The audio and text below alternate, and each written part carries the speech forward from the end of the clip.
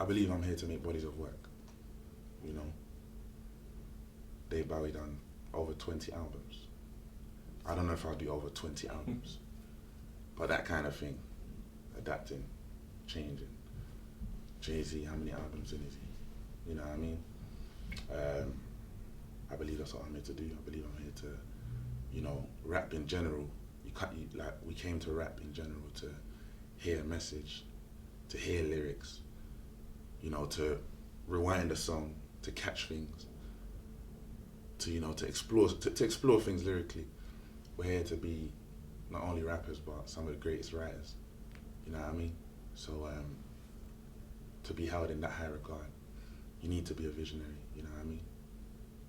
The problem with me and my songs is, a lot of the time, as soon as I leave the studio, it's gone. I've forgotten it because I don't actually write lyrics down. Yeah. So I need to just, as soon as I've recorded it, it's gone. So like, for example, even when I'm about to perform, I need to go and learn my own song.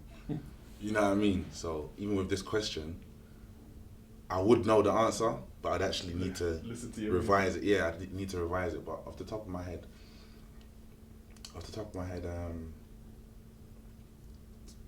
I might say my first Find a Booth, the one I did alone, before the one I did a month after with, you know, one of the greats, Wretch too. You know, I felt like, my bars, you know, I was really starting to get into that realm of, you know, really understanding what I came to do, really putting my chest up and saying, listen, I'm gonna stand up and be counted as a rapper, as a lyricist, and, you know, be important for the greater good. So, yeah, I think, how did I start? Motivated by failure, motivated by the saying that we are who we say we are. You know what I mean? I just think I'm starting to step into, you know, poetic territory from there. If you don't write it, how do you retain all of that? Is it just like the whole thing is just like repetition? You're talking about the Find a Booth? Yeah. Yeah, it's like repetition. That's literally it. So with something like a Find a Booth or freestyle or daily duppy or behind bars, that's really what it is. You need to repeat it. You need to, you know, and to be real, that could be written, but it's written after you create it. But in the studio, the verse has got to stay. It's just got to be put together and recorded for me personally. So was that lyrics specifically for Find a Booth or lyrics you had separately and you just No, that's for Find a Booth. Really? Okay. Yeah. Wow. Okay, crazy. Obviously you worked with Wretch. Yeah.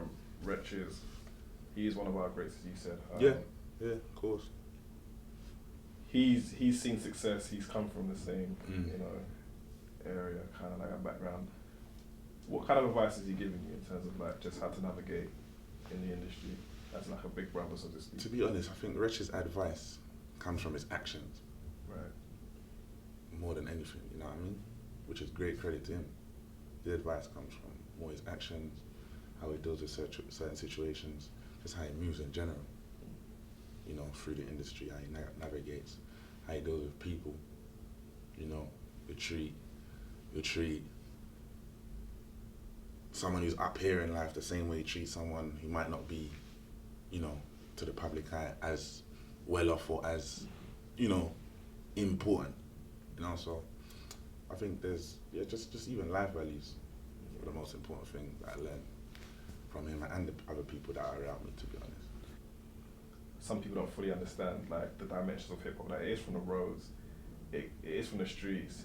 It's not going to be like daffodils and daisies. And there's a raw part of it that people have to understand comes with the culture and the background of the people who make that type of music at a point. Yeah, I think it's delegated. There's room for each kind of rapper, you know. It's important to have people, like rap is a voice. It's your voice. Like if your day-to-day is a certain way, you need to express it. This is your platform. You know what I mean? I choose to rap the way I rap now because my day-to-day isn't the same as someone whose lyrics are more intense and more, you know, let's say gangster rap. But at the same time, do you condemn him for rapping about what he sees on a day-to-day basis? I don't think so.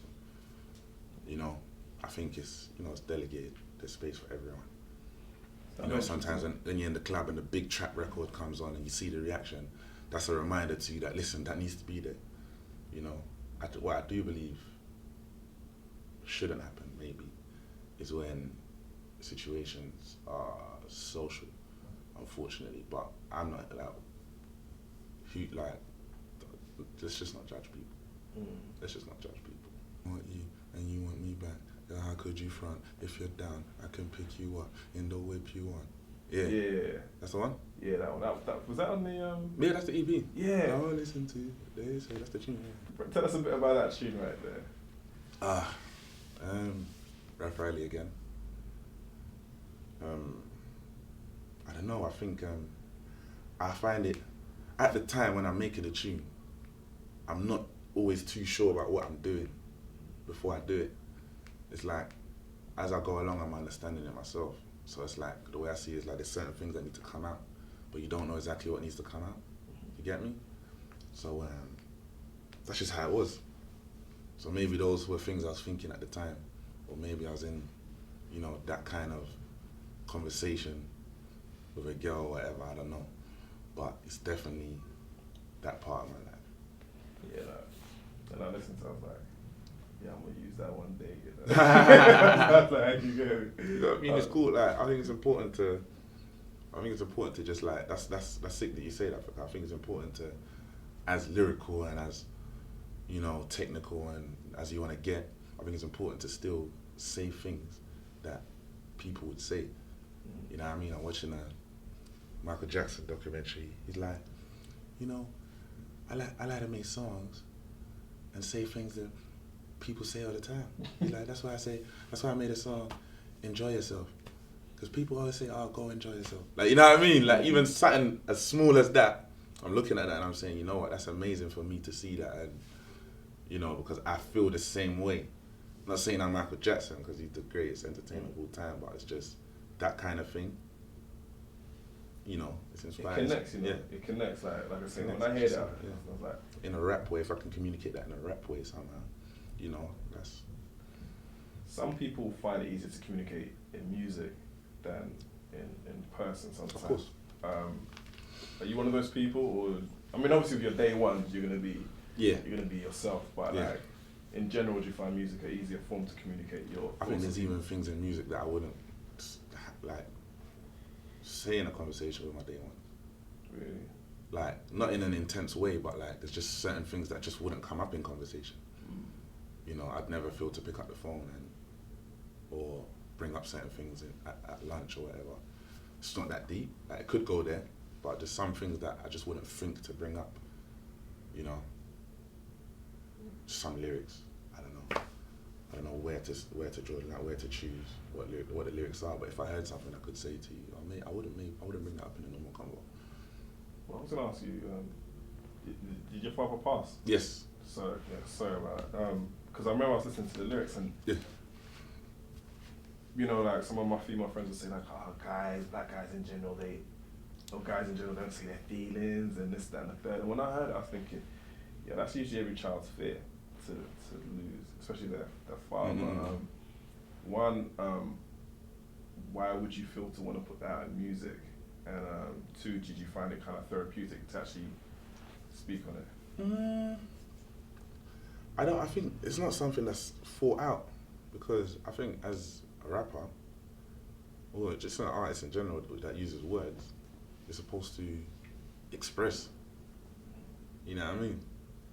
Like, why would I keep that to myself when, you know, myself is on the record? You know what I mean? That means I'm not really being myself. I don't know. I don't know. That kind of confuses me, because I just feel like I'm supposed to just be free on a record. It's the record's for me as much as it is for everyone else. It starts with you first, doesn't it? Yeah, as much as it is for everyone else, the tune is for me. You know, so yeah, I think it's important to just express. It's your place to express. Like, when I'm recording with the microphone, it's a conversation.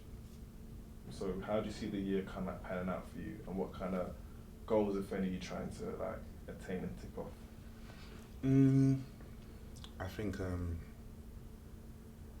think the key is I under promise to myself. I like to under promise and overachieve. So I just say I like to consistently, give quality at the right moments.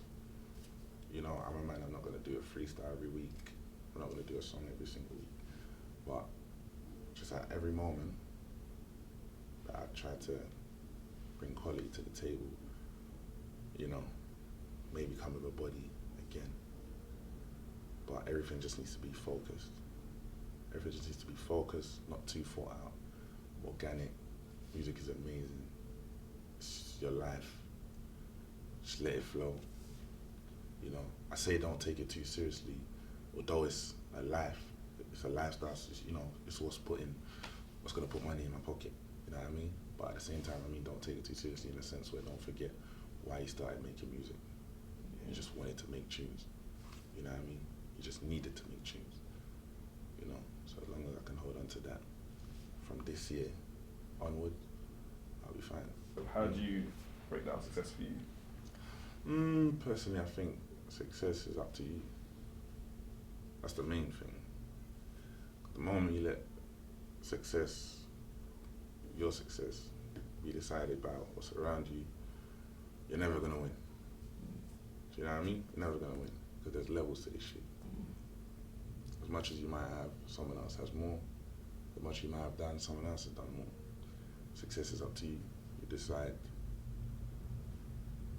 when am I successful? What do I want? And then from there, the world is yours. Like, I believe success and greatness are two different things as well. But that's when it comes to music though. What I mean by that is, I could sell millions of records. I could go through a few albums and be great. I was successful from selling a few million records, but it might have been fast food and done. I can go through a few albums and really make an impact, message, be important, stand up and be counted. I might not have made as much money as the million seller that came and went, but I think, that's when you're bordering greatness, you know what I mean? But the most important thing that for people to remember, anyone that's watching, is success is up to you. If you let it be up to things that's around you, you're not killing yourself. And that's metaphorically or literally, you know what I mean? I don't ever let the man in tell you that they don't want to sell. Like, that's mad. How? How can you not want plex?